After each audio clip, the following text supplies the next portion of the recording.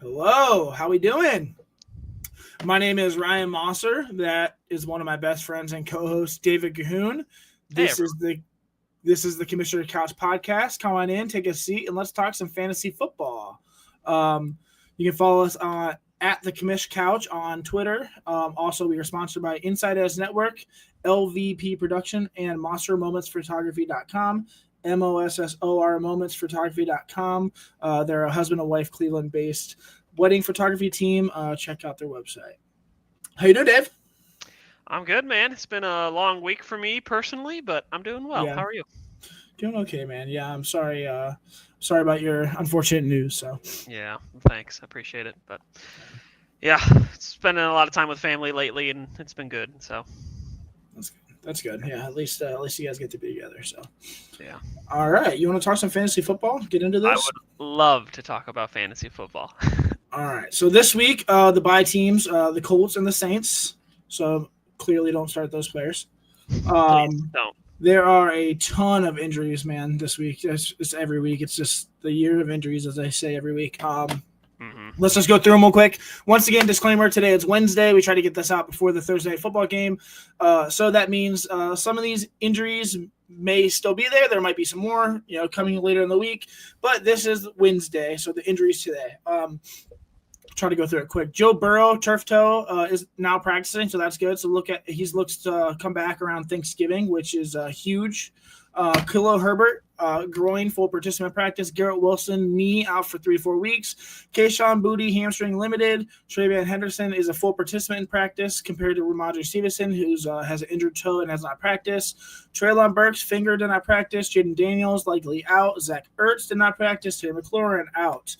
Chris Rodriguez did not practice. Ollie Gordon limited. Chris Godwin limited. Bucky Irving is now practicing. He is limited. Please, God, let Bucky Irving play. It's just has killed me in fantasy. Dalton Kincaid did not practice. Khalil Shakur limited. Romeo Dobbs is now a full participant, so that's good. Matthew Golden is limited. Jackson Dart, concussion, has not practiced. Darius Slayton did not practice. Cole Kmet's limited. DJ Moore did not practice. Roman Dunze did not practice. Aaron Jones and JJ McCarthy are limited. Joe Flacco, Jonnu Smith, Keenan Allen did not practice this week. All three of them. Aranda Gaskin was a full participant in practice, so that's really good news. Quentin Johnson was limited, so was Lad McConkey. Excuse me there. So is Lad McConkey. Brenton Strange is set to come back from IR. He's the Jaguars tight end, so he was also limited in practice. Brian Thomas Jr. limited. Parker Washington did not practice. Travis Hunter's on IR. Dalton Schultz, C.J. Stroud, both of them did not participate in practice. Davis Mills was a full participant, so C.J. is out. Davis will obviously be the guy there. Ridley limited. Calvin Ridley, Rico Dowdle did not practice. Drake London did not practice. CMC did not practice. Mac Jones was a full participant. Brock Purdy's been limited. So has Ricky Pearsall has been limited. Marvin Harrison Jr. is out. He had appendicitis, so he had to get that Crazy. fixed. AJ Barner, full participant. Jackson Smith and Jigba, limited. Devontae Adams and Rashad Bateman did not practice. Lamar Jackson has not practiced, but is expected to participate in practice tomorrow, so that's good news. Harold Fannin Jr. and David Njoku and Cedric Tillman all limited. Isaiah Pacheco did not practice. J.K. Dobbins and Sam Laporta did not participate in practice. So those are all the injuries today on Wednesday, the 12th. Crazy. Yeah, lots of guys, man. It's not fun. Let's go into our first segment, which is titled Hunks and Skunks. David's baby here. Skunks. Hunks and Skunks. Do you want to go over your last week hunks first? Yeah. So last week I had 4 hunks, and they were Caleb Williams, Brock Bowers, Drake London, and Jacoby Brissett as an honorable mention. I would say 2 of those were pretty good hunks. Sure. Drake London has been on a tear lately and has been looking Yeah, good. man. Caleb Williams, I think, has still been on the ascension and looking really good, so that's exciting. And Brock Bowers, I still think he will bounce back. He had an explosive comeback after his injury, but then kind of came back down to earth, and I think he'll bounce back next week. But yeah, Jacoby Brissett still looks to be the starter moving forward, so that's also good. It was good.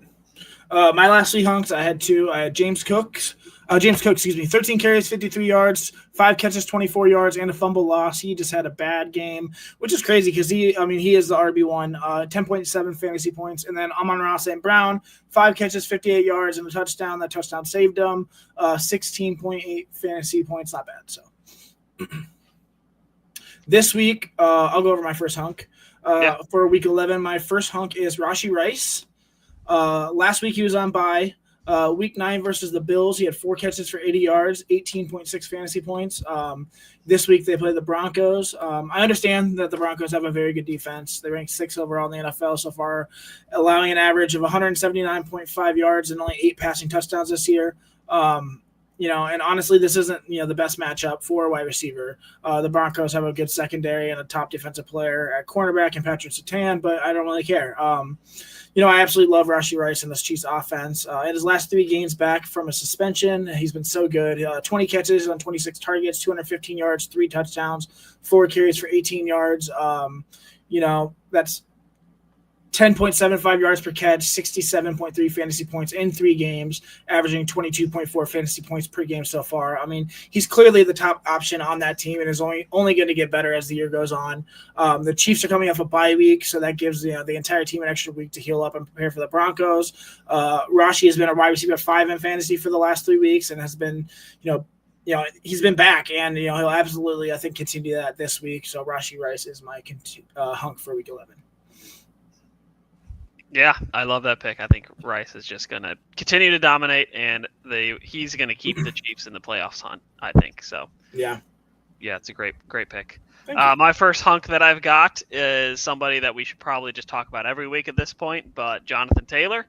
He had an explosive game, probably one of the best all-time running back fantasy football games we've seen. Yeah. 32 rushing attempts for 244 yards, 3 touchdowns, and the little cherry on top, he caught 3 passes for 42 yards. So, just absolutely insane and crushing it all around for Jonathan Taylor. He is the RB1 on the season and honestly has a chance to break records. Dude, it's crazy what he's doing. It's insane. Crazy. It's actually insane. He's going into a bye week, so he's going to get some rest, which will be great for him and his knees. But I think once he comes back from that bye week, he's just going to continue to explode and do well. And so, I'm pretty excited about that. I think that he's been the hunk of the whole season. So. Clearly. Go into your second one. Yeah, my second one is actually old man Devontae Adams. I know he's really not that old. He's probably younger than me, actually. But still, he's been in the league for a while. He, in the last 4 weeks, he has been the wide receiver 5, wide receiver 4, and the wide receiver 13. Yeah. He has been really just dominating and looking youthful again. He's finally found a consistent quarterback and a consistent play caller that will get him the ball. He's had a touchdown in the last 3 games that they've played in. They had a bye week in there as well. And so he's just been, just doing well and on another level. So it's been exciting to see him do that. The big thing moving forward is, can he keep up the consistency? His snap count has started to dip a little bit since returning from the bye. And I know that he's been battling with a little bit of injury. But if he plays, you got to start him at this point because he's just catching touchdowns and just being a good red zone threat for Matthew Stafford now. So he's been surprising. I mean, I thought he was going to be good, but I didn't think he was going to be this good. So same, it's a good pick. Yeah. All right, my second hunk for the week is running back Devin Achane for the Miami Dolphins. Last week versus the Bills, absolutely dominated. 22 times ran the ball for 174 yards, 2 touchdowns. Caught the ball 6 times for 51 yards, 43.50 fantasy points. Just absolutely insane. This week they play the Washington Commanders. The Commanders are ranked 23rd in the NFL so far in rushing defense, allowing almost 140 rushing yards per game. Achane's been clearly a hunk for the entire year. He's ranked the 3rd best running back so far this year in Sleeper. He's ran the ball 143 times for 780 yards and 5 touchdowns, and then catches the ball, 49 times for 325 yards and another 4 touchdowns, 213.5 fantasy points so far this season. I mean, he's one of the only bright spots on that Dolphins team. This Commanders team is just almost as bad as the Dolphins, and they were riddled with injuries. Achane, I think, is going to feast again this week. He's definitely a hunk for week 11. Yeah, I agree. I think a chain's going to be a huge focal point for that offense moving forward. I say his name different every single time I say it too. A chain, I don't know how to whatever. pronounce it. It doesn't matter. He's still a Bisa. Yeah.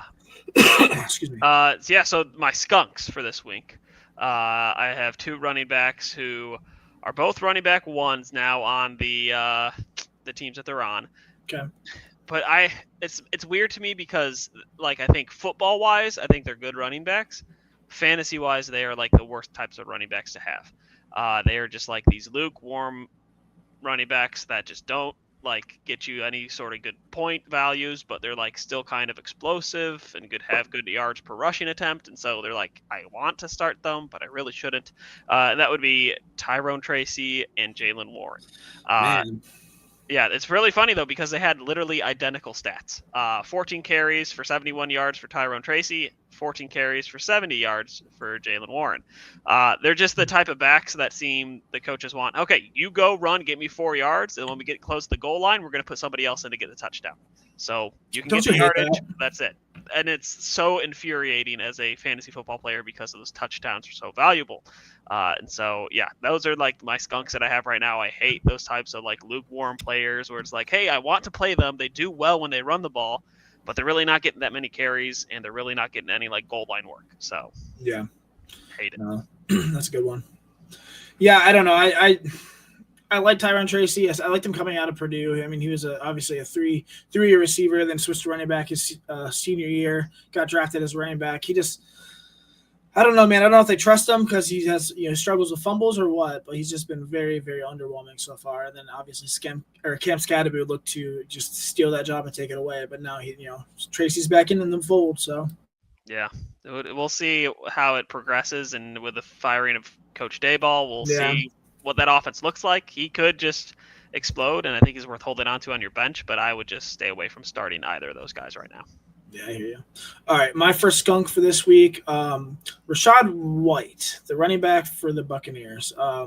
Last week against the Patriots, 10 rushes for 38 yards, 5 catches for 16 yards, 10.4 fantasy points. I mean, the last 3 games he's played, he's had 8.4 fantasy points versus the Lions, 8.10 against the Saints, and then 10.4 against the Patriots. I mean, he's been very, very underwhelming this year. He's ranked the 25th best running back as the starter for the Buccaneers. Ran the ball 82 times for 325 yards, 4 touchdowns, 26 catches for 133 yards, and 95 fantasy points. Just very subpar this year. I mean, and he's starting in 62% of leagues on Sleeper, which just doesn't make too much sense to me. Not to mention Bucky Irving is getting healthier day by day. He's limited in practice day. Yes, it was walkthroughs, but the fact that he's out there practicing is awesome. So I don't know. Rachaad White, I don't really like him too much. I think that Sean Tucker is going to get more and more looks. He's a skunk for me. So yeah, no, I agree. I think it was interesting because I feel like when Bucky Irving went down, Rachaad White kind of exploded on the scene, and then I think team defenses have kind of caught on to oh, hey, this is how they use him, and now we're going to stop it. So it's been interesting to see how he's just kind of fallen off a cliff the last couple of weeks. Yeah, he's just very, very inefficient too. He's always been an inefficient back, and that just doesn't work well. So my second skunk for this week is TJ Hawkinson, the tight end from the Vikings. Last week versus the Ravens, 2 catches, 8 yards, 2.8 fantasy points. This week, the Vikings do play the Chicago Bears. The Bears are 7th worst in passing defense in the NFL, allowing 240 yards per game and 20 passing touchdowns this season. They've also allowed 32 catches for 436 yards and 3 touchdowns to tight ends this year. So there should be plenty of opportunity for Hawkinson to put up some good numbers this week, but honestly, I don't think that really matters. Hawkinson looked to be a top 5 tight end in the NFL before he tore his ACL. He came back, healthy this season from that injury and was expected to pick up where he left off, but unfortunately, that hasn't happened.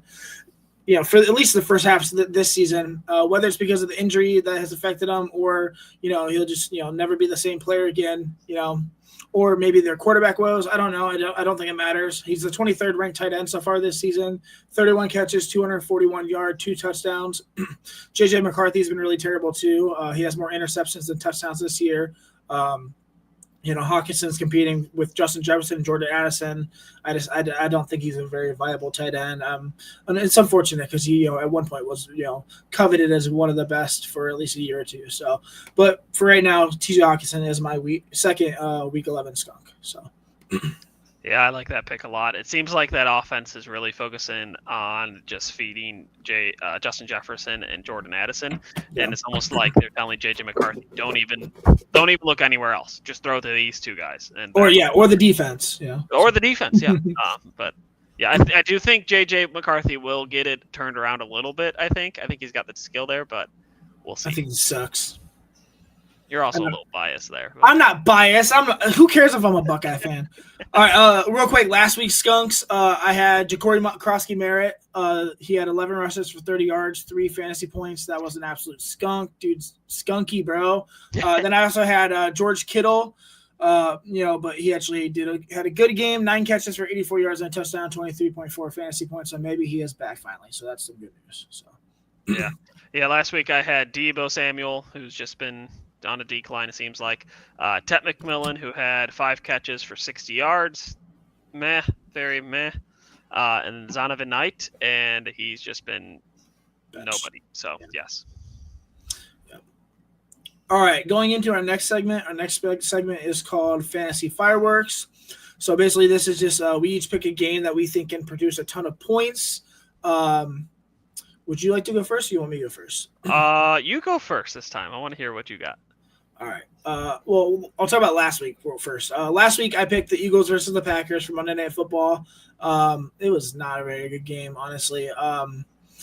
Eagles players did okay, I guess. Hurts had 12 points. Saquon had 13. Devontae Smith had 16. A.J. Brown. A.J. Brown's a story right now that we should talk about, but maybe for sure, yes. I mean, 2 catches, 13 yards, not very good. Packers, Jordan Love only 7 fantasy points. Josh Jacobs had a good night, almost 20 points, but other than that, nobody else did well. It was just a very, very bad game. So that was definitely not a firework. So, you'll have that, but I did like the matchup. But this week, I really like the matchup. So my week 11 fantasy firework is the Seahawks versus the Rams. Dog. Is that what you picked? That's what I picked. Oh, nice. Right, I had a backup plan in case this happened. It's cool. It doesn't matter. I mean, that just means that, hey, we're both probably right. Seahawks offense is ranked 9th, averaging 360 total yards per game, 32 total touchdowns. I mean, JSN looks absolutely amazing. Their defense is 9th best, is also top 10 offense and defense. Sam Darnold's the 13th ranked quarterback. Just looks like he's completely revitalized his career. Kenneth Walker and Zach Charbonnet, both are okay. Top 35 running backs, but that'll happen when you share the backfield. JSN is the top receiver overall. Rashid Shaheed's 30th overall. Then AJ Barner is the 19th overall. Rams, almost just as good, if not better. 5th ranked total offense, and then 11th best defense. Matthew Stafford looks absolutely amazing for a grandfather out there. 7th overall quarterback. Kyron Williams, 9th overall running back. Puka Nacua, even though he's missed a ton of time, still the 4th overall receiver. Devontae Adams, like David talked about earlier, 7th overall receiver. And then Aranda Gadsden, who I think is just on the up and up, 16th overall tight end. He'll be top 10 here pretty soon. I'm pretty sure of it. Oh, yeah. I think this game is filled with absolute studs. The Rams look like their offense is probably one of the best in the NFL, and then that Darnold to JSN connection is something special for sure. So I just think there'll be a lot of fireworks this game, absolutely for sure. Yep, I love that pick for all the same reasons that you said. I feel like both of those defenses too are like good enough defenses where the game will be close, but sure. Risky enough to where there will be some explosive plays from both sides of the offense. So I like that matchup a lot. So last week I picked the Patriots at the Buccaneers, and that was a great scoring game, 28-23. We saw the coming of fruition of Travion Henderson, who had 14 carries for 147 yards and 2 touchdowns. So save me in my guillotine league. Let's go, Travion. Thank you, buddy. Yeah, so it was good to see him burst onto the scene. That was very encouraging to see. I know a lot of fantasy football players and managers have been waiting for that. So finally vindicated for that one. But yeah, we also had a lot of other good players play well. Mika Ibuka played well. Drake May played really well. I think Stephon Diggs caught a touchdown as well. So there was a lot of good fireworks in that game. My original pick was the same one as you, Mossor, the Seahawks at the Rams. But my backup one was actually, are you ready for this? Sure, man. All right. It is the Chargers at the Jaguars. Interesting. Very interesting, right? But I do think, as we saw last week, the Jaguars can put up points, but their defense is just kind of Swiss cheese right now, especially late in the game. And we saw they have that. Greg Newsome in the secondary. So Hey, I'm not trying to take shots at anybody. I am. He sucks. He's a nice guy. I liked him when he was here. But yeah, I do think that team doesn't know how to finish games, and they let a Davis Mills Houston Texans team come back and win. So yeah, I'm not a fan of that defense, especially late in the game. I think the offense will get to an early lead, but then I think the Chargers could definitely come back and score a lot of points and win that game. And so I think there could be a lot of explosive plays. Parker Washington, for example, on the Jaguars is somebody who's really exploded onto the scene last 2-3 weeks. Somebody's catching a lot of touchdowns. It looks like they're trying to get BTJ back to himself, which is encouraging to see. So yeah, that was my backup plan, the Chargers at the Jags. So nice. That's a good pick. Go Chargers. Yeah, I just remember a couple weeks ago when I was attempting to pick up Parker Washington, and you said, "No worries, I have no intention of picking up any Jaguars players." And so I'm glad that Washington's been doing relatively well. So he has been. All right, that was the fantasy fireworks. We're going to go into our next segment, which is called the long shot lineup. So these are just players, not necessarily sleepers, not the top guys, but these are guys who we think, are, run of the mill, but will score well this week. We'll do a quarterback, a running back, 2 receivers, a tight end, and a flex. David, I'll let you go with your quarterback first.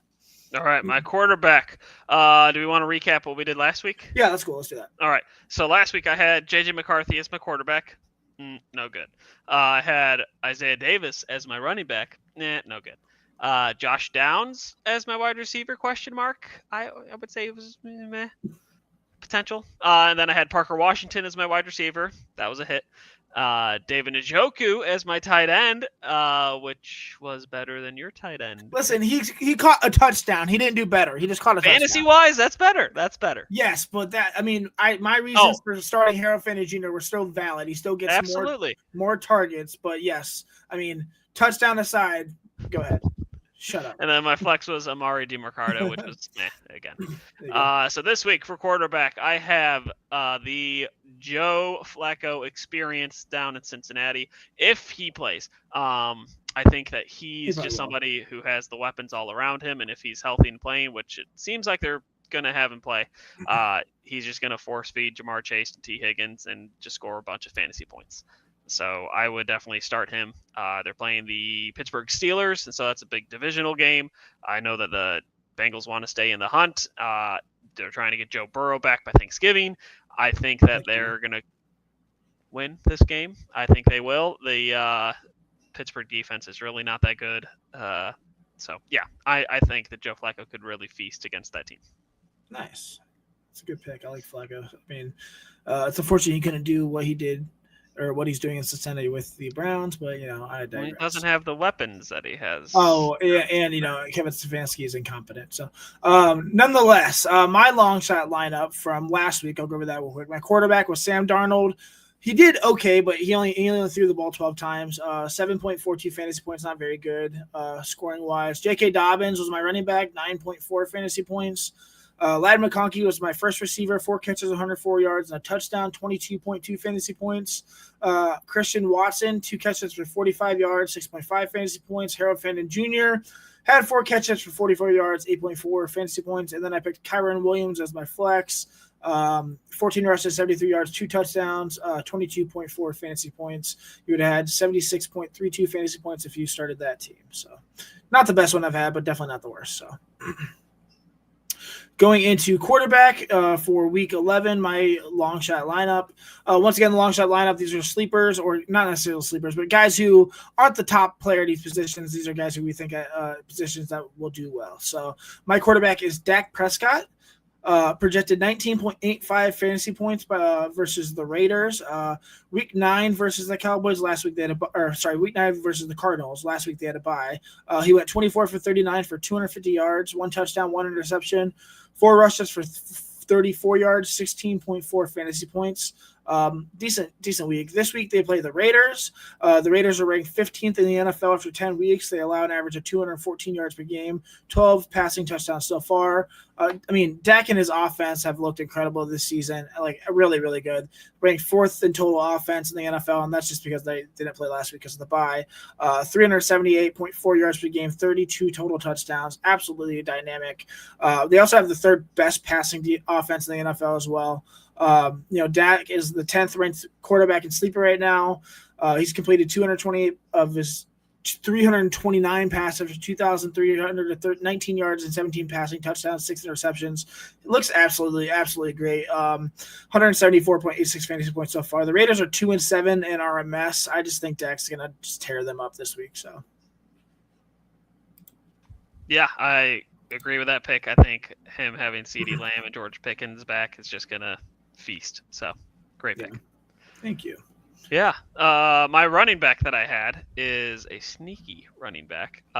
Somebody who the last few weeks has really pushed for more shares and more carries from the running back one on his team, and that would be Blake Corum for the Los Angeles Rams. I hate Blake Corum. Oh, I like Blake Corum. I think that he's somebody that could be a very sneaky good pick this week. As Mossor and I mentioned earlier, we both like that matchup for the Seattle Seahawks against the LA Rams. Kyren Williams has not really shown to be his explosive self from the years past, and so I think Blake Corum is really pushing to get more of those carries. And the last 3 weeks, I think he's had at least double-digit carries in each game, and so it's really becoming more of a split backfield. And I think if he can rally off some longer runs and get some touchdowns, he could be really fantasy relevant going into that game. And so I like him as a sneaky pick this week. He's also somebody who I think could be a good running back, just grab and stash for teams that are wanting to make a playoff push and make it run at a championship. Because if something does happen to Kyren Williams, he rolls an ankle or gets sick or whatever and misses a week or two, like Blake Corum could just feast and be very, very explosive. And so I like Blake Corum moving forward. Yeah, I don't, but that's okay. I really like Kyren. Go into your first receiver as well. Yeah, my first receiver that I have is none other than Trey Tucker. I feel like we've talked about him a few times on this podcast. He is somebody, I don't know. I feel like he is going to just become wide receiver 1 de facto on the Raiders team moving forward. He's just, by default, going to be the person that they throw to the ball besides Brock Bowers. And so I think that he could be somebody that just benefits from the lack of other talent around him. Could be somebody who could just make a big play down the field and get a lot of yards and then catch like a short touchdown pass on a slant and do well fantasy-wise, even though he only caught 3 passes the whole game. So definitely somebody to keep an eye on. I don't know if I'd start him just yet, but for the long shot lineup, I think I like him. There you go. All right, my running back for the long shot lineup, Quinshon Judkins, projected 13.83 fantasy points against the Ravens. Last week against the Jets, ran the ball 22 times for 75 yards, 2 catches, 10 yards, 10.5 fantasy points. This week they play the Ravens, who are 20th overall in defense. They're really, really bad, filled with unfortunate injuries, but that's great for the Browns. And Quinshon's been pretty much the only bright spot in this Browns offense, or at least the most consistent spot. With Kevin Stefanski giving up play calling to the offensive coordinator Tommy Rees last week, Quinshon 22 carries, 75 yards. Even Jerry Jeudy looked like a NFL wide receiver. A wide receiver 4, but whatever. Nonetheless, the Browns have the easiest schedule remaining out of any team in the NFL. That doesn't mean that I think they'll win those games, but it does mean that Quinshon fantasy owners will benefit from that. I expect Judkins to be the focal point of the offense for the rest of the year. I think that'll continue this week against the Ravens. Quinshon Judkins is definitely my long shot lineup running back for week 11. And then going into my wide receiver for my first one, Deebo Samuel projected 14.11 fantasy points against the Dolphins. Last week against the Lions, he had 4 catches, 29 yards, and a touchdown. The touchdown obviously saved the week for fantasy owners. 12.9 fantasy points. This week they play the Dolphins. Do I need to say more? No, but I will. I understand the Dolphins looked really good, versus the Bills, but I think that was an anomaly. Terry McLaurin is still out with the quad injury. Marcus Mariota's, still in a quarterback. Honestly, this Commanders offense has been a huge letdown so far this season. It's clearly due to the influx of injuries. Debo seems to be the only player that's been healthy and getting good opportunities. He hasn't really played well since week 5, as David alluded to earlier, but their schedule has been brutal also the last few weeks. But like I said, there's not many options left on that team. Between Debo, Ertz, Bill Krosky-Merritt, I'm going to bet on Debo. The Dolphins are giving up 207.2 yards per game and 17 passing touchdowns this year. Like I said, plenty of opportunity for Debo to have a good game. So that's why he is my first wide receiver in the long shot lineup. Yeah, I don't mind that pick because he's literally the only weapon that's left in that whole team. Yeah. But I don't know if I trust it completely yet. Sure. That's why it's a long shot. Yeah, I like it. My second wide receiver that I have is a Packers wide receiver, somebody that has a big helmet, Romeo Doubs. He's just emerged as somebody that has become like that red zone target for that offense moving forward, especially now that they've lost Tucker Kraft.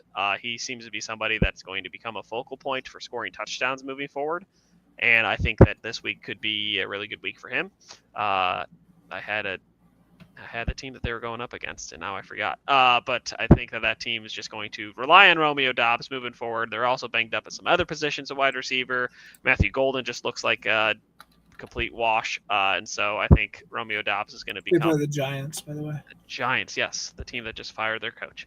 And so, yeah, I do think Romeo Doubs will become that wide receiver 1 moving down the stretch and be a good player here this week against the Giants. That's a good pick. Real quick, shout out to Adriel Hidalgo, who said hi on YouTube. Thank you for the subscription. Appreciate you. Oh, thank you. Thanks, buddy. All right. So my second receiver in the long shot lineup is wide receiver Stephon Diggs for the Patriots. Excuse me. Projected 13.97 fantasy points versus the Jets last week versus the Buccaneers. 5 catches, 46 yards, a touchdown, 15.6 fantasy points. The Jets are ranked 8th in passing defense, giving up only 190.8 passing yards a game and 17 passing touchdowns. But that was mainly with Sauce Gardner on the team, and now he's playing for the Colts. That's great news for opposing wide receivers. I think this week it's going to be great news for Stephon Diggs and company as well. For weeks now, it's been reported that the Patriots have been searching for a wide receiver 1, and they were looking for that at the trade deadline. But that has come in past, and no changes were made. So Stephon Diggs is the wide receiver 1 for Drake May. We talked about him earlier. May is the quarterback 1 on Sleeper right now. It's probably the front runner for NFL MVP, which is absolutely awesome. That's crazy to think about. That's a huge testament to Mike Vrabel also. The last 4 weeks, Stephon Diggs, 13.9 fantasy points versus the Titans, 10.4 versus the Browns, 12.8 versus the Falcons, and then last week he had 15.6 versus the Buccaneers. I'm definitely betting on Drake May and his wide receiver 1 this week. He is my second wide receiver for the long shot lineup for week 11. Yeah, I like that pick a lot. I think Hunter Henry is somebody that definitely has emerged in that offense, but I do think Stephon Diggs, especially as of the last few weeks, has really emerged as a huge weapon for Drake May. So yeah, and as long as that rushing game still continues to dominate, like TreVeyon Henderson has been doing the last couple of weeks and looks to progressively get better. He's been a full participant in practice too. So as long as they keep going in that direction with the running game, it's going to open up the passing game a ton. So absolutely. Yeah. Alrighty, tight end and flex. I'll get through these two pretty quickly. So my first tight end that I've got is Kyle Pitts. He has emerged as somebody that's almost picked him. He's been sneaky. He's been somebody that I don't completely trust because I've been burned in the past from him, but somebody who has emerged as a good weapon for Michael Penix. And so I think that offense needs to find somebody that's explosive outside of Drake London, and I think they're trying to make Kyle Pitts become that person. And so I do think he's going to demand more targets moving forward. I think he will become a good scoring option and red zone threat for that offense.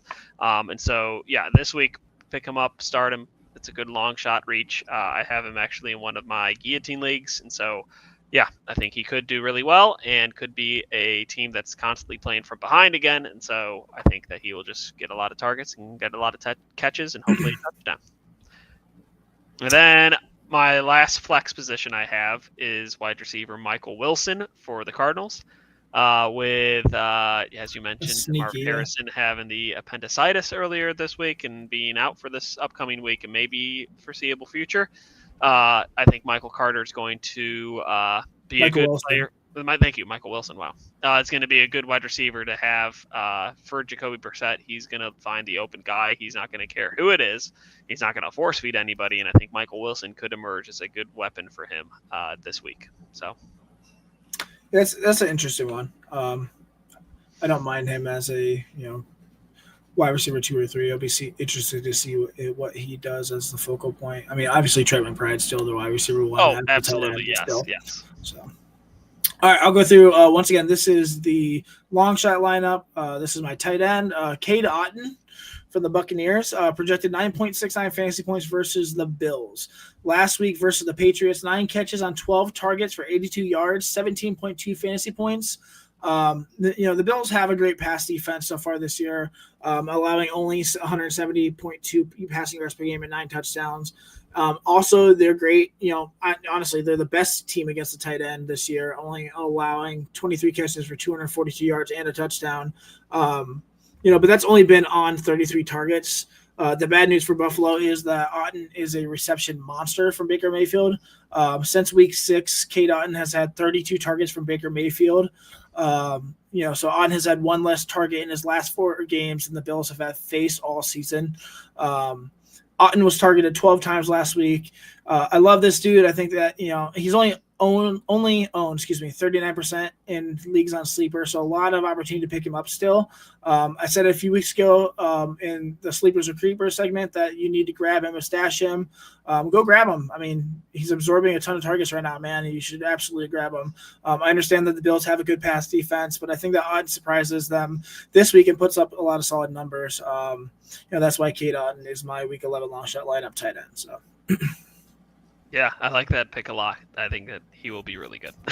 Yeah, I mean, it's undeniable when you're getting the ball thrown to you that much that you're going to continue, and hopefully, 1 or 2 of those might be a touchdown as well. He's looking really good. 12, like I said, 32 passes in the last 3 games he's played. So it's really, really good. Going into my flex for the long shot lineup, I'm going with Jalen Waddle, receiver for the Dolphins, projected 15.87 fantasy points versus the Commanders.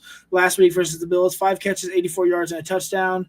The Commanders are just a bad team right now. They have a terrible pass defense. They're ranked 31st in the NFL, allowing 260 yards and 22 passing touchdowns so far this year. I mentioned earlier, Devin Achane was pretty much the only good thing going for this Dolphins offense, but Waddle's had secretly a nice season as well. I mentioned it in the Week 4 episode when Tyreek Hill went down that I believe that Jalen Waddle was going to have a great bounce-back year. Lest we forget that Waddle was horrendous the last 2 years playing behind Tyreek. He had a 2024 season with as the wide receiver 46. Then 23, he was the wide receiver 34. That being after, being the wide receiver 13 his rookie year and wide receiver 8 the following year. It's obviously that the problem was having Tyreek Hill on that team and demanding the ball. Now Waddle's back to form, and he's back to form where he was the first 2 seasons without Tyreek. He's currently the wide receiver 11 right now in fantasy. Last 3 weeks, Waddle's put up 21.9 fantasy points versus the Falcons, 14.2 versus the Ravens, and then last week, 19.4 against the Bills.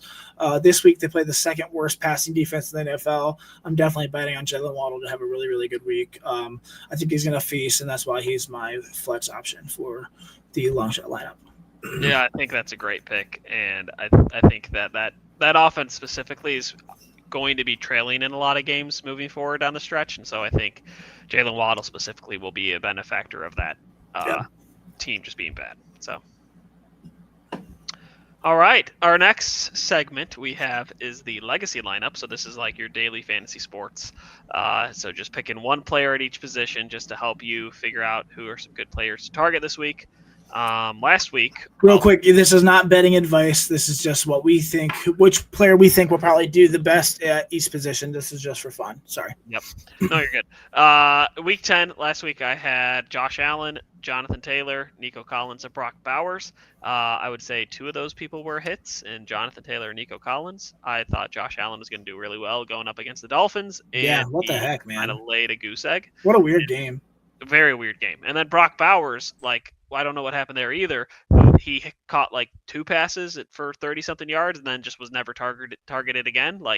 Come on, offensive coordinator. You got to be better than that. So, yeah, just very disappointed in both of those players. But this week, I have some, I think, a little bit deeper of a picks for some players. So my first quarterback is going to be Justin Herbert. As I mentioned earlier, I like that matchup going against the Jaguars. I do think that team's going to give up a lot of good explosive plays to people, especially in the wide receiver core. So I expect Quentin Johnson to catch some deep passes, Ladd McConkey to do really well, and for what's the other old wide Keenan Allen. Keenan Allen, thank you, yes. So I think Justin Herbert's going to do really well and score a lot of points for that game. The running back that I picked is R.J. Harvey, the rookie running back for the Denver Broncos. It was reported today that J.K. Dobbins is not practicing. He is still unsure if they're going to place him on IR because of his foot injury. And so that's just one to watch moving forward too. But I do think R.J. Harvey is going to benefit from that a lot. When he's had his chances, R.J. Harvey's looked really explosive, especially in the open field. Both the pass and the run game. And so I do think that there's going to be some really cool opportunities for him to become a bell cow back down the stretch and be somebody that could be really good. And I do think that this matchup this week against the, hold on, I have it here, Kansas City Chiefs could be a good matchup for him to kind of be that, have that explosive game. Real quick. Who would you rather have, Juwan Jennings or R.J. Harvey in a PPR league? I would rather have R.J. Harvey. I think he has already proven that he can be a weapon as a running back in the passing game. He's kind of been that all season. And so I think now that he's going to have more of the actual rushing carries, he's still going to get some of those passing targets to his way as well. And so I think that he could be really, really good as a check down person for Bo Nix, as well as being that bell cow back that moves forward.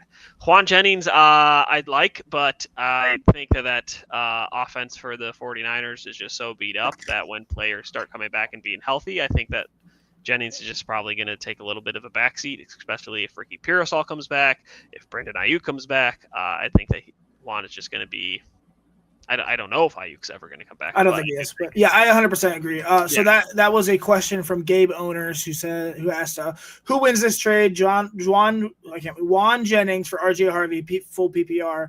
I fully agree with Dave. I would keep R.J. Harvey.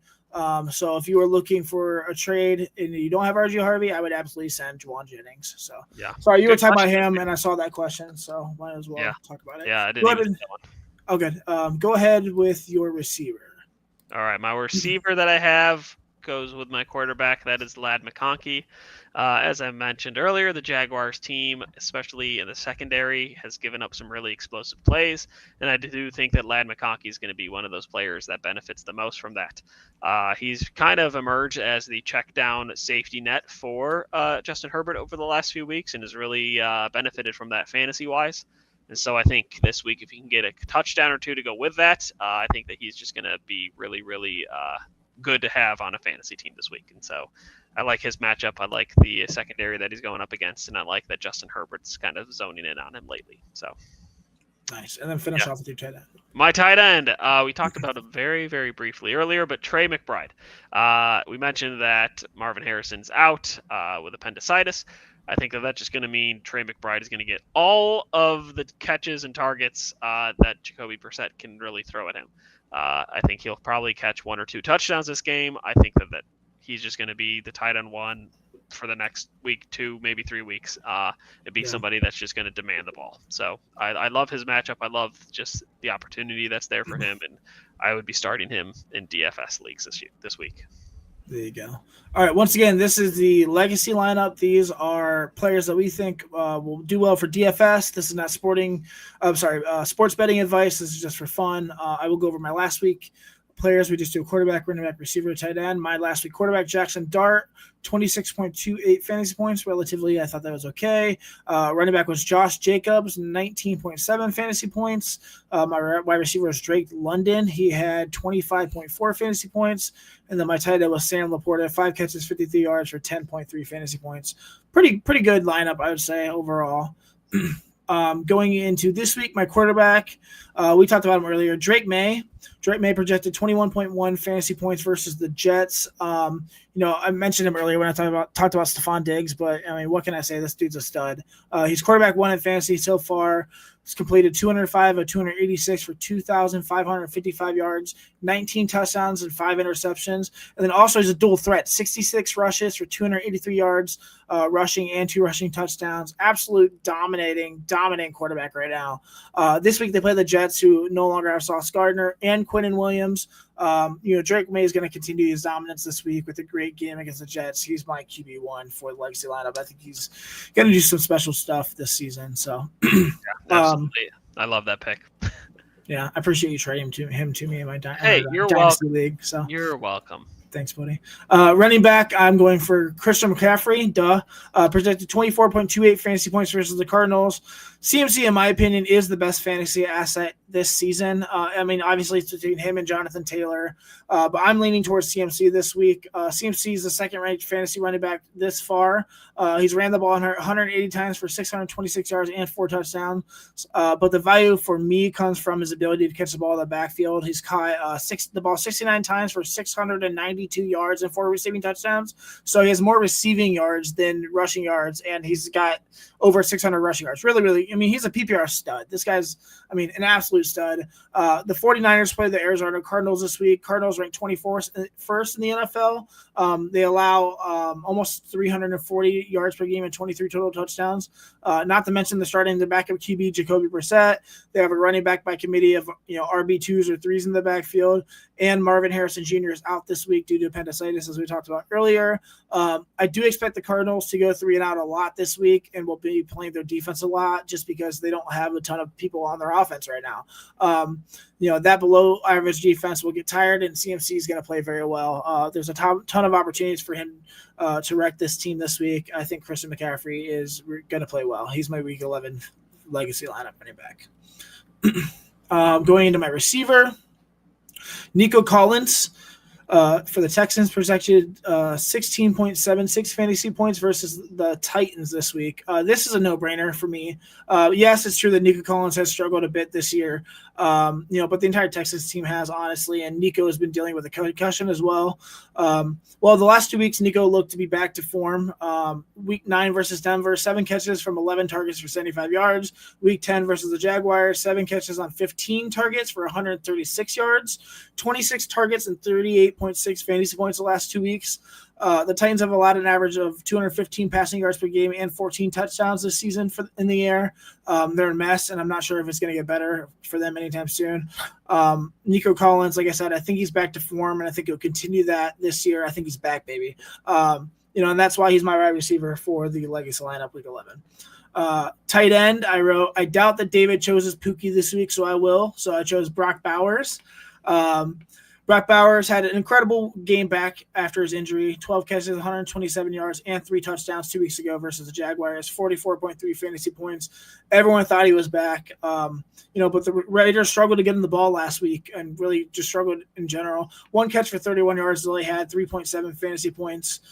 This week, the Raiders do play the Cowboys, and as I mentioned 1,000 times this year, the Cowboys defense is one of the worst in the NFL. They currently rank 29th, allowing 254 passing yards per game and 22 passing touchdowns. They also have allowed 54 catches for 500 yards and 3 touchdowns to tight ends this year. That's great news for Brock Bowers. That's a lot. I think it's like bottom 10 in the NFL right now to tight ends. Brock Bowers should have a bounce back stellar week against a very bad Cowboys defense. So he is my legacy lineup tight end week 11. I love that I picked your Pookie and you picked my Pookie. He's not my Pookie. He's just a very good player. Trey McBride is definitely your tight end Pookie. No, Tyler Warren is my tight end Pookie. Oh, okay, fair enough. It is what it is. All right, we're going to go into our last segment here. It's called Sleepers and Creepers. I will let you go first with your last week's sleepers, David. Yeah, so last week I had for my sleepers, I had Colston Loveland, tight end for the Chicago Bears. Looks to just be cruising along here, going on all cylinders, so I like that. And then another Bears player, I had Olamide Zacchaeus. I'm not too confident that that was a good pick, but a sleeper nonetheless. I think Romadunze is going to just be back to himself moving forward, so I'm not too sure Zacchaeus is going to get a lot of those target shares anymore. But maybe hold on to him and just see how this next week goes. Sure. My new ones for this week, I have Sean Tucker. Talked about him a little bit, running back for the Tampa Bay Buccaneers. He's really just forcing the coaches to play him. He has just looked so much more efficient and explosive than Rashad White has, and so I think he's going to demand to play even if Bucky Irving comes back. So I think that he's kind of taken over Rashad White for that running back spot on that team, which is encouraging to see. And then I have Parker Washington again. We've talked about him a little bit in here, and I was waiting for him to just kind of prove it like, hey, can you do what you did 2 weeks ago another time? And then he did. And so I think for fantasy-wise, that's encouraging to see. I would love to see him just keep continuing to be that explosive playmaker for that offense. Even though they continue to lose games. That's what I want to see. But yeah, he's somebody who I think is going to be really good down the stretch and be a good player for a lot of good fantasy teams that want to win championships. He might be a league winner, so I like him. And then another person who I think could be a sneaky league winner this season to wrap things up would be Jerry Jeudy. We talked about him a little bit, and I think not because of who's currently the quarterback on the Browns, but because of who will eventually come to play at quarterback for the Browns, could make Jerry Jeudy a very, very sneaky league winner as the season goes on. Who are you inferring to as I'm inferring to Shedeur Sanders, obviously. Shedeur Sanders. What about Deshaun Watson, Bailey Zappi? Yeah, no, I don't. I honestly doubt Deshaun Watson sees the field at all this year, and Bailey Zappi, I don't think he will either. But yeah, Jerry Jeudy, we saw him finally come back to life this past week. Caught a touchdown pass, had I think close to 100 yards, and so finally looking a little bit more like the explosive player we saw last season when Jameis Winston got into the game. And so I think maybe not this week, maybe not the week after that. But eventually, we're going to see Shedeur Sanders. And I am a huge believer in him. I believe that he is going to be somebody that is just going to lift everybody up around him on the offense, going to be somebody that rallies the team. He's just kind of got that charismatic leadership that you just really can't coach and can't teach. And so I think that somebody like Jerry Jeudy is going to be a huge benefactor of that. He's proven that he can be explosive when he has a gunslinger in the game with him. Look at the Broncos game last season when Jameis Winston was in the game. I think that playmaking ability is still there, and if you can catch lightning in the bottle with Shedeur Sanders, I think Jerry Jeudy could be really, really explosive. And so it's maybe a little bit of a sneaky pick, but I like it as a sleeper. And so, yeah, he was available in a couple of my leagues, so I just went and picked him up, and I encourage you to do the same. I think I'd rather jump in front of a bus than have Jerry Jeudy on my team. Fair. He has also the most drops in the league, so I get that, which is why it's a sleeper pick. Not a all-star pick, I guess. All right. Last week's sleepers for me, I had Luke Musgrave, the tight end for the Packers. Last week, 3 catches, 23 yards, 5.3 fantasy points. He was rostered 25% of leagues last week. Now he's rostered 30%, so a small bump there. I do like the opportunities, but it looks like right now he's just a role player. It doesn't look like he's going to take over the workload from Tucker Kraft. I'm unsure who is going to be that guy at this point. I thought it was going to be Christian Watson, but it looks like he's not as well. He only had 2 catches as well. So my second guy sleeper last week was Devon Vele, receiver for the Saints. I still like the opportunities, like I said, but this Saints team is a mess. 1 catch, 15 yards, 2.5 fantasy points. Was rostered 3% of teams, and he's still rostered 3% of teams. It's basically an overlooked player right now. Super, super deep sleeper, though. This week's sleepers, I have a wide receiver for the Raiders who I think is going to take over as the wide receiver 1. Tyler Lockett, not Trey Tucker. The wrong T. Yeah, it's Trey, not Trey Tucker. Tyler Lockett. 47% rostered on sleeper. I mean, Tyler Lockett was a part of the Titans and asked to be cut, and his wish was granted. He was irrelevant with Tennessee, so nobody blinked an eye. Some even thought that maybe he would decide to retire after that, but then it was reported that he signed with the Raiders, and the Raiders decided to trade away their wide receiver one, like David said earlier, and Jacoby Myers at the trade deadline, and then boom. All of a sudden, Tyler Lockett has exploded. Last week versus the Broncos was his first real game with the team. He ended up leading the Raiders in targets and receptions. His stats weren't earth-shattering, but they weren't awful. 5 catches, 6 targets for 44 yards. It's important that to know that Tyler Lockett, not Rocket. That'd be a cool nickname, though. I like Tyler Lockett, though. Tyler Lockett has a fantastic relationship with Raiders head coach Pete Carroll, as they spent a very large time together in Seattle. There's not a true wide receiver one for that team. They have Trey Tucker, who has had a good start, has been struggling as of late. Yes, Brock Bowers is there and can be dynamic, but we'll obviously want to get a wide receiver involved. Call me crazy, but I think the 31-year-old Tyler Lockett could be a major pickup this late in the season. Odds are he's probably available in your league. Like I said, only 47% owned right now in leagues on Sleeper, but I think that you should consider picking him up. Tyler Lockett is my first sleeper because I think he's going to get the majority of the targets instead of Trey Tucker. Going on to my second sleeper, wide receiver for the Jets, A.D. Mitchell. Owned 74% in leagues in sleeper. Listen, A.D. Mitchell has had a strange career thus far. He had a weird NFL draft profile. He's one of those guys that are incredibly athletic, but really doesn't have amazing hands. His time at the Colts was unproductive as well when given opportunities. He made boneheaded plays. For example, fumbling as he crosses the goal line before he scores the touchdown and ends up turning the ball over. He eventually got buried on that Colts depth chart and was an active scratch for a lot of games. But he's no longer with the Colts. He was involved with the trade that sent Sauce Gardner to Indy, and now he's with the Jets. And now his path to being on the field has opened up tremendously. So much so that he may be the wide receiver one this week, which is expected to be his first game on the field with his new team. It was reported that Garrett Wilson will be sidelined 3 to 4 weeks with a knee injury. I'm not sure if he's going to be a stud, but for sure he's going to get a buttload of targets as basically the only option there now. And only 74% owned on Sleeper. He may be a decent stash. A.D. Mitchell's my second sleeper for week 11. Yeah, I like that pick a lot. I think he definitely needed a new home, and I think the Jets needed a new wide receiver. The talent's there. We'll see if the opportunity is. He's going to make some smart decisions. So. Yep. All right, go on to the creepers. Creepers. So last week I had J.K. Dobbins and Kyler Murray as my creepers. I wasn't trying to predict that J.K. Dobbins would get hurt, but he did, and he's probably going to be placed on IR now. So kind of worked out as I said it would. This week I have Isaiah Davis as a creeper. It was somebody that I was actually really excited about because I thought, Breece Hall, he's not going to do anything. He's kind of given up on his team. He wants out, yada, yada, yada.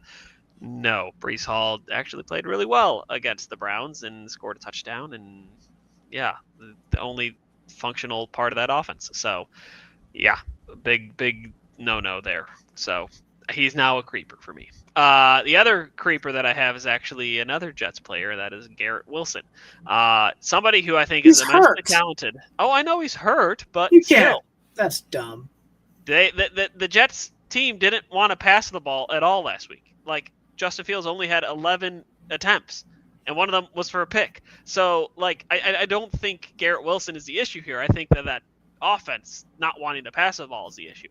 So, even if he's healthy, they just might not throw the ball at all in any game. And so that's where I think the issue is not so much Garrett Wilson or his availability or him. So why choose Garrett Wilson and why not choose Justin Fields then?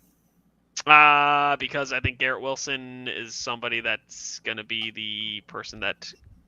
He's out 3 to 4 weeks, of course. Sure, yes, but I still think everybody in that offense besides Breece Hall is pretty much like a creeper at this point. I disagree. That's my original Pookie. You better watch it. I know he is, but I just don't love where that's at. He should have got traded. Jets are stupid. He should have, yes. Him and Breece Hall, really. But come next year, when they have a better quarterback and they feel more comfortable in that offense, I think he will do really well. But for now, I am staying away from Garrett Wilson. Hold on. Fernando Mendoza is coming, Garrett. Hold on. Maybe. All right. I'll go over. This is our last segment. I'll go over my last week creepers real quick. I was a week ahead of David. I had Isaiah Davis as my running back last week for a creeper. Was 79% owned on Sleeper last week. Now he's 27% owned, so a major drop. I mean, like I said last week, he was only going to be valuable if Breece Hall was traded, and that didn't happen. So now his value will only go up if Breece gets injured. You can drop him; he is irrelevant at this point. And then I had Chimere Dyke, the wide receiver for the Titans, was 85% owned on Sleeper, and now he's 32% owned, and they were on a bye last week. Dyke may have a good career with the Titans, but as of now, his value is only with he's only valuable on your fantasy team if you allow special team scoring. He's really good at kick returning and punt returning, but not very serviceable as a receiver at this point. He's just not getting the volume, so I would steer clear of him. This week, my first creeper for week 11 is Ja'Cory Krosky-Merritt. I feel like this is the third time in 4 weeks that I've made him a creeper, but I mean, time and time again, it's proving that he deserves it. Basically, the loss of Jaden Daniels and Terry McLaurin has completely, disintegrated any chances for Bill Krosky-Merritt to play well. It's unfortunate because I do like him as a prospect a lot, but the proof's in the pudding. Since week 6, Bill has been so bad for fantasy owners. His fantasy numbers, week 6 are 5.8 versus the Bears, 4.2 versus the Cowboys, 2.5 versus the Chiefs, 5.10 versus the Seahawks, and then last week versus the Lions, he had 3 fantasy points. I mean, we can't even start at this point. He's not even worthy really of a bench spot. It's awful, terrible numbers the last 5 weeks, and I'm not sure if it's going to get better. I do like the player, but he cannot be trusted. And 78% of you own him, and 31% of you are starting him. Stop it. Stop starting him. He's scoring. I mean, in the last 5 weeks, the highest he's scored is 5.8 points, guys. Like, that's not going to win you anything. You got to get this dude out of your starting lineup. He's a creeper. So, yeah. And then my second creeper is Justin Fields, quarterback for the Jets. Owned 42% of teams on Sleeper. He's been a total disappointment this year for Jets fans and fantasy owners alike. The Jets team is the worst team in the NFL. I mean, just kidding. They beat the Browns. So, we don't know who is the worst team in the NFL. It's probably the Browns. I'm a Browns fan. I hate my life. But Justin Fields is not really rosterable at this point. I mean, the Jets are alluding to the fact that, they are basically refusing to announce the starting quarterback and are toying with the idea that they may go Tyrod Taylor at any point. They just, who are we going to start? We don't know. Justin Fields has not been good this year. Really, has he been good in his career? We don't know. He's just been very hopeful prospect at this point. I mean, even last week versus the Browns, who, somehow they beat the Browns. He only went 6 of 11 for 54 yards and a touchdown and interception. 7 rushes for 28 yards, 8.96 fantasy points. How the hell do you win a game with going 6 from 11 for 54 yards? Oh, it's because, the Browns special team sucks and they scored back-to-back touchdowns off of a kickoff and then a punt. Whatever. Drop this bum. Justin Fields is not good. If you can't, you may be cooked. If he's your quarterback at this point, you are definitely cooked because he's bad. He's a creeper. So, agreed all around. I think Bill is one of the bigger disappointments that I've had this year for fantasy football. And yeah. I'm hopeful because I have him in my dynasty league. I'm hopeful that next year he will look better. But yeah, I think all those injuries just kind of caught up to that whole offense, and now everything's just not working. So, yeah. All right. Once again, my name is Ryan Mossor. That is one of my best friends and co-host, David Kahoun. I think we're done. That's everything I got, buddy. This is the Commissioner's Couch podcast. Thanks for coming in and taking a seat with us tonight for the Week 11 fantasy football season. Once again, we are sponsored by Inside Edge Network, LVP Productions, and Mossor Moments Photography. MossorMomentsPhotography.com, MOSSOR MomentsPhotography.com. They're a husband and wife Cleveland-based photography team. Again, there are 244 of you guys live here tonight. I just wanted to say, we're so grateful for all of you. Thank you for tuning in every week. Every single week we just have a very loyal group of people that watch us, and we're very, very grateful for that. Please go follow us on Twitter at the Commish Couch. We're also on Facebook and YouTube. Please go subscribe to us. We will be live next Wednesday at 9 p.m. For Week 12. We will see you then. Thank you guys so much, and have a good night. Yeah, have a good night.